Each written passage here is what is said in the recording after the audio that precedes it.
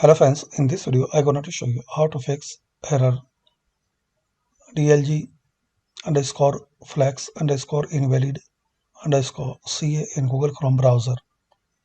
So to resolve and to fix this Chrome error, open firstly Google Chrome, then click on these three dots. Now hover cursor to more tools, then click on clear browsing data. Select time range, all time, then click on clear data.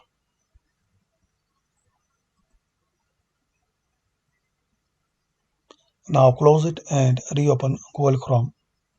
Then restart your PC.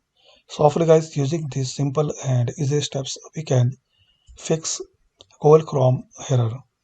And still you are facing, so make sure time is perfect. And if you see time is not perfect, so right click on it, then click on adjust date or time, then check this box set time automatically. If it's off, so make sure you need to turn on set time automatically, set time zone automatically, then close it.